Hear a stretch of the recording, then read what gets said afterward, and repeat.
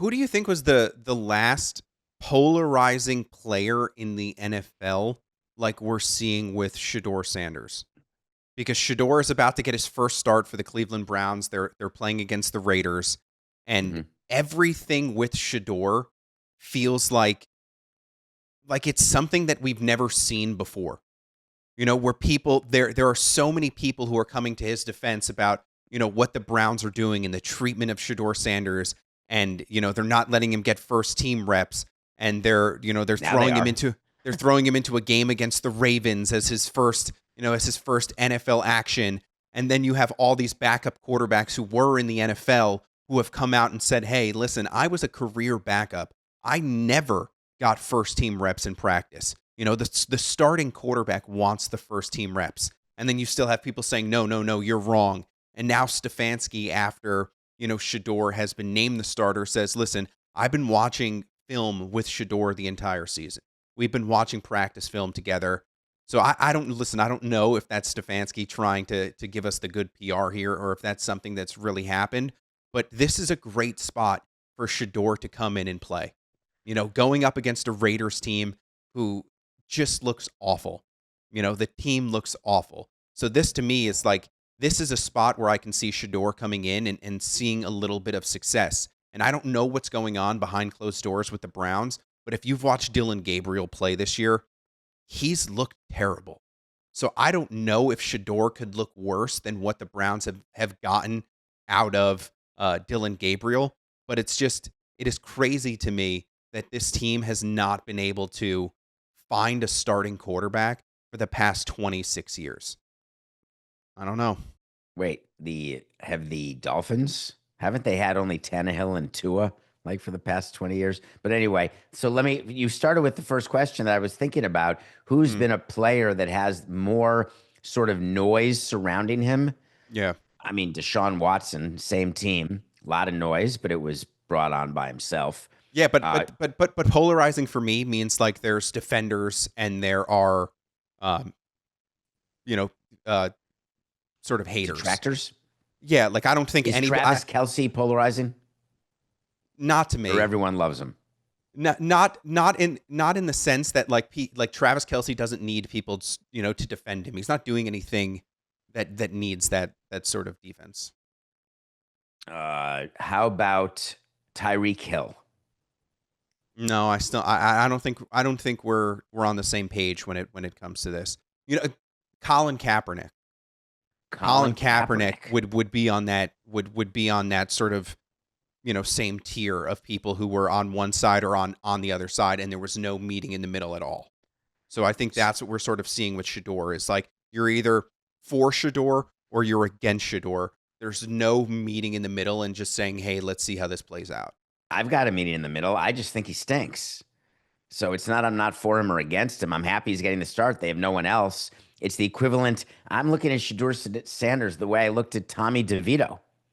Like a lot of stuff had to go wrong for him to start a game for the Giants. Now he had a personality, he had an exciting agent, and all of a sudden there's a story, and then it fizzles because eventually you have to play. No one thought that Brock Purdy was sexy until he won. Everyone now looks at a quarterback like Bo Nix and says, "Oh, I don't think he's that good," but wait a minute, they're winning. If SHEDEUR Sanders can, his rating against the Ravens was 13 and change. Yeah, I That listen. was his QB rating. I watched the game. It was not as bad as those stats say it was. The team there were a lot of drops by the Browns. He still had a chance to tie the game. He still had a chance to tie the game in the fourth quarter on that final drive. It was just a great defensive play that broke up the pass. It was his first action, and he's going up against a Ravens team with Roquan Smith, with Kyle Hamilton. They weren't going to make his life easy at all. But there hmm is no team that is going to make his life easy in the NFL. I'm going to So give you this some work to do right now. Can you multitask, please? Go to our okay. partner, our friends at DraftKings. What is a couple of props around SHEDEUR Sanders?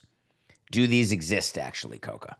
Can you bet on the number of times that SHEDEUR Sanders will be sacked by the Las Vegas Raiders? Does that exist? Um, We're going to check.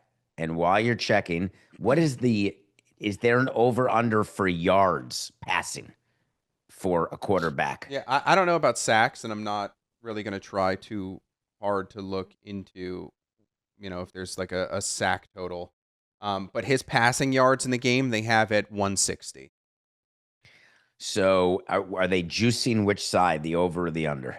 Well, this is just plus one, just for 160 or more yards is minus 150. It's talking to the So microphone. I lost you. it's 160. Over under is 160 and a half. So it's minus 112, minus 112. Okay. So which side against the Raiders? We just watched the Raiders play Dallas just a couple nights ago. Mm-hmm. And we watched Dallas run roughshod over that Raiders defense, just crush them. We do know they've got a great player, Max Crosby, we'd all love to have on our team. And the reason I was asking about sacks is I was wondering how many Max Crosby sacks will happen. But where are you on that Browns game? Where are you on SHEDEUR Sanders as someone who can actually be a starting quarterback? Yeah, I would take his over, because I think this is going to be one of those games where Stefanski has heard it all, right? He's heard a lot of the pressure, he's heard a lot of the comments, and he's going to go out there and he's going to let him throw. You really have nothing to lose by allowing SHEDEUR to just get out there and throw the ball. And this is a team that can run the football with Judkins, as their back, and you're going up against the Raiders, who have just been dreadful, offensively and defensively the entire season. So I'd probably take the over, because that's what I would like to see from this, is just let him go out there and just let him throw. Let him get the ball downfield. Let him try and create. Let him do these things to just see if you have something.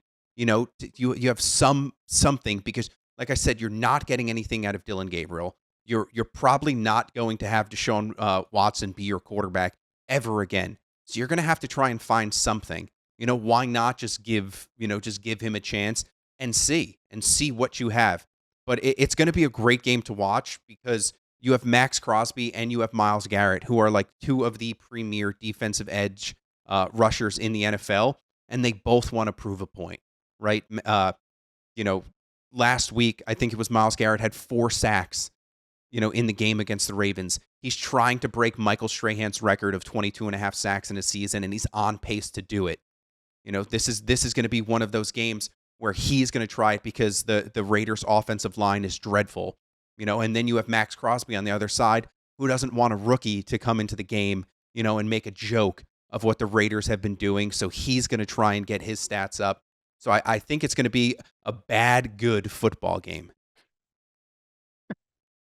I have it marked down as a wait to see for you. Over 160 yards? For sure. Well, I mean, I'll just bet it. Like, I'll just take it. I'll just bet the over. So you want it as a pick of the day. Yeah, that'll be my pick. My pick will be, SHEDEUR Sanders over 160 and a half yards passing. I like the bad, good games.